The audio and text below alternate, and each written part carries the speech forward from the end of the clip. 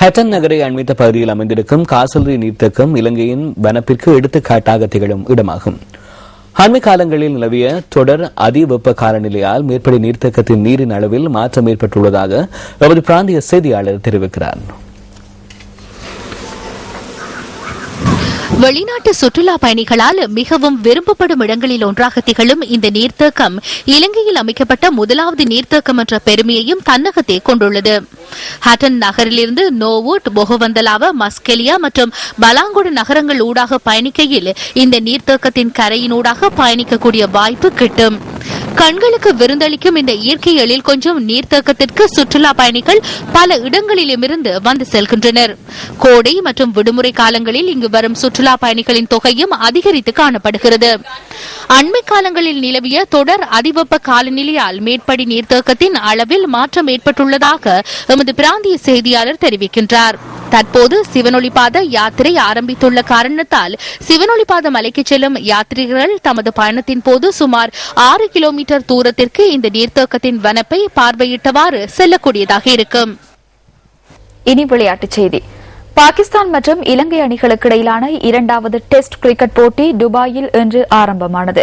போட்டியில் முதலில் துடுப்படுத்தாடிய பாகிஸ்தான் 165 ஓட்டங்களை பெற்றதுடன் பதிலளித்தாடும் இலங்கை ஒரு விக்கெட் இழப்புக்கு 57 ஓட்டங்களை இன்றைய ஆட்ட நேர முடிவில் பெற்றிருந்தது. இது தொடர்பான விரிவான தகவல்களை நியூஸ் டுநைட்டில் எதிர்பாருங்கள்.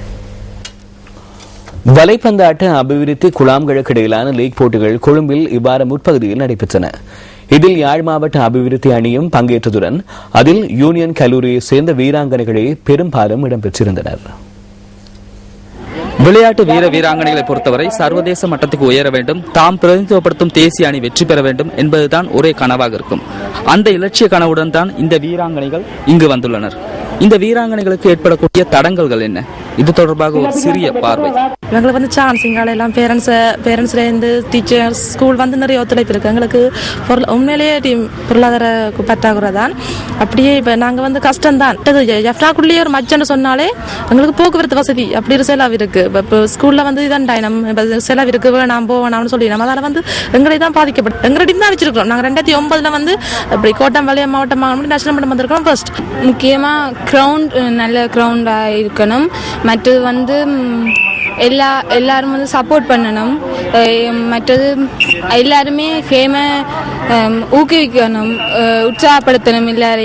எல்லா பேரண்ட்ஸும் ஒத்துழைக்கணும் ஸ்போர்ட்ஸுக்கு விடுறதுக்கு. இப்போ எங்களுக்கு இந்த மேட்சுக்கு வாரத்துக்கு போக்குவரத்து நிறைய செலவு. இப்போ நாங்கள் தனியொரு வேன் பிடிச்சு வாரேன்னு சொன்னால் 60,000 கேட்குறாங்க இந்த நின்று போகிறதுக்கு 2 நாளுக்கு. அப்போ இது கஷ்டம். அப்போ நாங்கள் லைன் பஸ்ஸில் தான் வாரது. காசு பொருளாதாரம் தான், சாப்பாடு அதுக்கு நியூட்ரிஷன் நிறைய குறைவு. ஏன்னா வீடையும் அப்படி அவைகள் வரமக்கோடு நாங்கள் ஸ்கூல் இந்த மேட்ச் காலங்களில் கடலை அப்படி கொடுக்குறது தான். ஆனாலும் அது காணாது பிள்ளைகளுக்கு. இப்போ இங்கே வந்து பார்த்தா இந்த விசாகா டீம் எல்லாம் அந்த தங்கட மிச்ச இதே எங்களை பார்த்துட்டு தந்துட்டு போங்க பாவம்னு சொல்லி ஆப்பிள்லேருந்து ஆரஞ்சிலேருந்து இல்லை. நாங்கள் அவ்வளோத்துக்கு வசதி இல்லை எங்களுக்கு. அப்படி சாப்பிடாதான் வருவீங்க. மார்னிங்ஸில் ஒரு நாளும் சாப்பிட்றேல. கண்டி, காலி உட்பட 8 அணிகள் பங்கேற்ற வலைப்பந்தாட்ட அபிவிருத்தி குழாம்களுக்கு இடையிலான லீக் போட்டிகளில் யாழ் மாவட்ட அபிவிருத்தி அணி 3ஆம் இடத்தை பிடித்தது.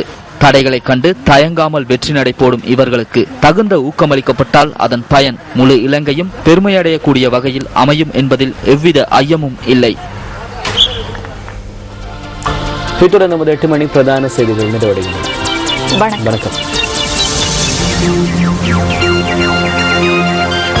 Hotline 0114-896-896 www.newsfirst.lk.